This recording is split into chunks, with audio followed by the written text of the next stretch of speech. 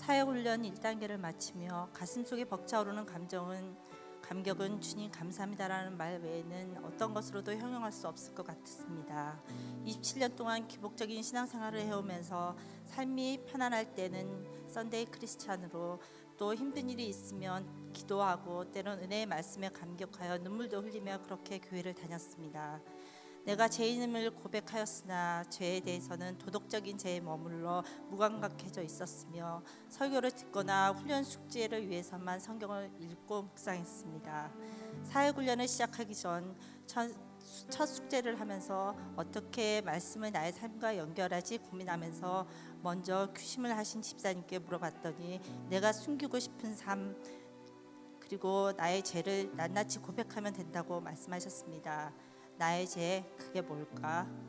처음에는 그렇게 막연하게만 생각되던 죄들이 말씀을 통해서 해석되면서 비로소 나의 죄의 근원이 보이기 시작했습니다.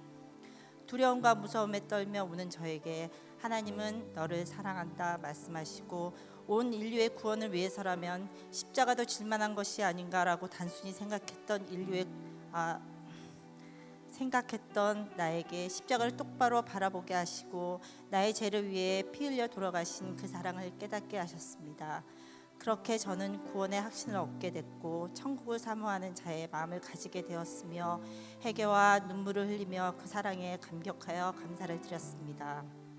저의 제패를 논할 때는 너무 창피해서 남들이 보기에 덜 민망한 것을 내어놔야 하는 갈등도 있었습니다.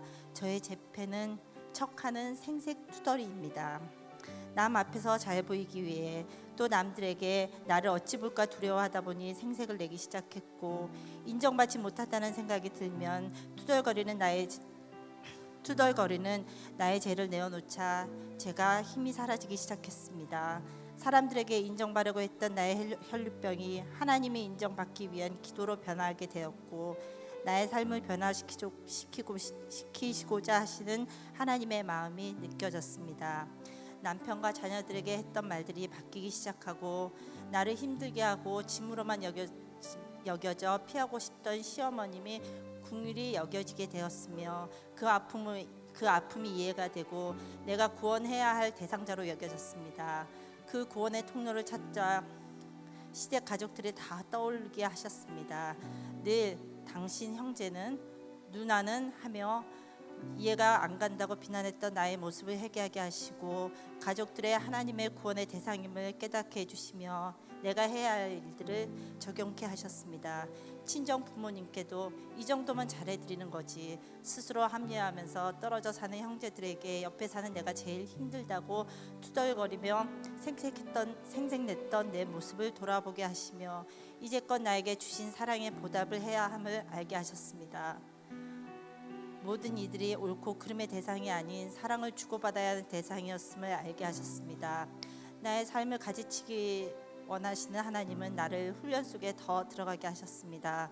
불필요한 만남을 줄이게 하시고 삶의 우선순위를 알게 하시며 급한 일과 중요한 일을 구별하게 하시고 사람들에게 엉켜져 있는 삶을 정리하게 하셨습니다. 세상의 수다에 허무함에서 벗어나게 하시고 사람들의 관계 속에서 상처를 주고받는 일들이 많이 사라졌습니다. 또 매일 큐티 속으로 들어가다 보니 나의 하루를 온전히 주님의 인도하심을 받고자 노력하게 되었습니다. 말씀이 살아 움직이는 역사를 보게 하신 하나님께 감사와 영광을 올려드립니다.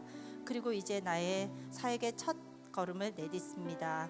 때론 말씀 앞에서 오열하며 죄와 마주치게 하실 것이고 때론 사람들의 만남 속에서 실족하여 넘어질 때가 많을 것을 압니다. 바로 그때 내가 사역훈련에서 받았던 이 은혜와 감사를 잊지 않기를 간절히 바랍니다. 나의 사역의 첫 발걸음이 나의 힘이 아닌 주님의 도우심으로 힘있게 되기를 간절히 원합니다. 아무것도 아닌 나를 하나님의 구원의 역사에 참여하게 해주심을 감사드리며 매일 나의 삶을 세상과 구별할 수 있도록 하나님께서 지혜와 분별력을 주시기를 소망합니다. 하나님께서 이 죄인을 구원하여 주시고 나의 삶의 인도자 되어 주심을 감사드립니다.